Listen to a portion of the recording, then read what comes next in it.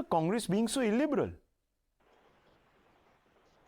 It's not. It's if you think Savitri Bai Phule's chapter should not be there, if you think Jawaharlal Nehruji's letters should not be there, if you think great Kannada poets, their poetry and their lessons should not be there, then I feel bad that that's the state of affairs.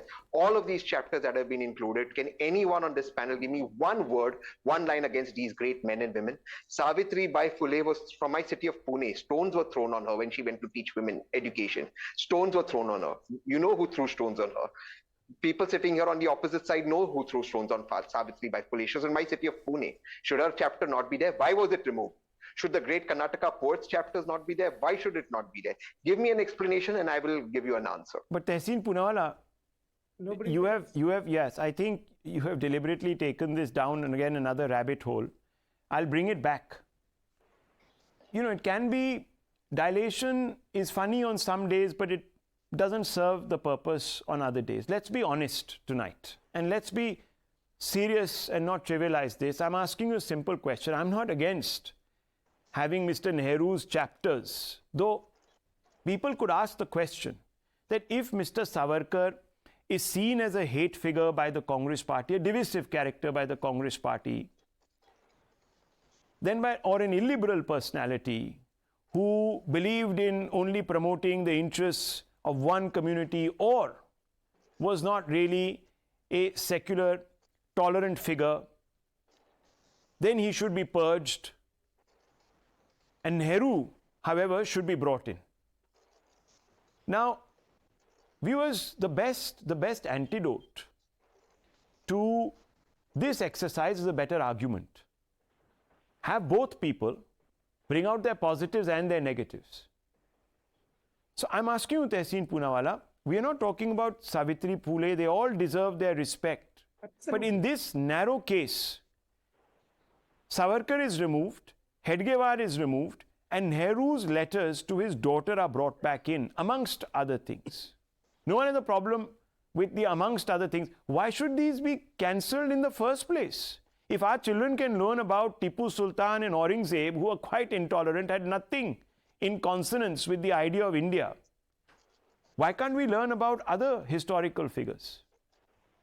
So first, the BJP should answer, why was Savitri Bai Phule and Karnataka poets removed? First, that is not the debate, sir. That is not the debate. So the debate is simple.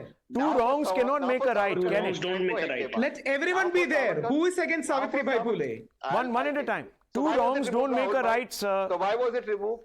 Tehseen Poonawalla, do two wrongs make a right? No, they don't. But in this particular case, one second. One second. Just a minute. Viewers, no one's argument here. We are not. One second, Razak Saab. Just 1 second, please. I know you have deep antipathy and you're welcome to have your antipathy. But the BJP spokesperson is here, Member of Parliament, Dr. Sudhanshu Trivedi. I just want to ask a fundamental question. Why should my children, for example, learn about Mr. Nehru in the manner that the Congress wants to project his legacy? Why can't there be an objective analysis? Was Nehru any less liberal? That's a good question. Or more liberal? I'll tell you, viewers, let's look at Nehru's liberalism, which no one focuses on. He introduced the First Amendment in 1951, which circumscribed free speech, and this was in an interim parliament, not a directly elected one. Viewers, when America, the oldest democracy, was born, their First Amendment was about increasing the scope of free speech. And you know why Nehru did it? Because he couldn't stand, viewers, the press sniping at him for some of the decisions that he was taking about certain policies. And he said, they're getting in the way of my good work, and this has been documented. His words have been documented, viewers, in academia and in, viewers, scholarship, by two authors who wrote a book on understanding Nehru.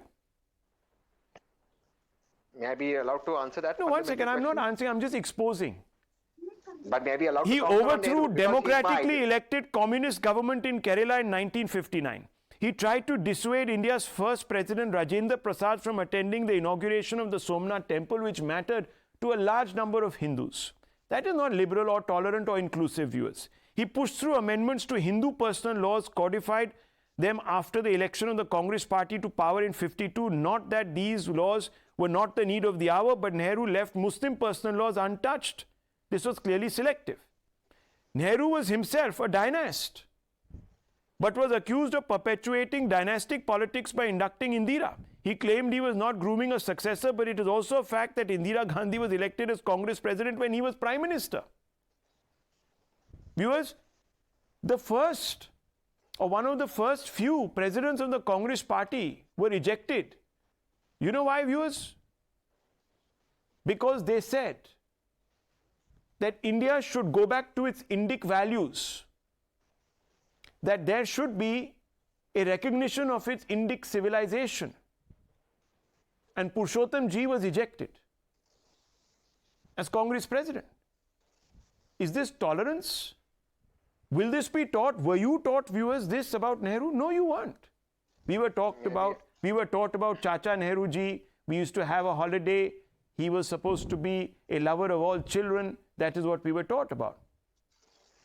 We were taught about his openness, his great Nehruvian secularism. Viewers, think about it.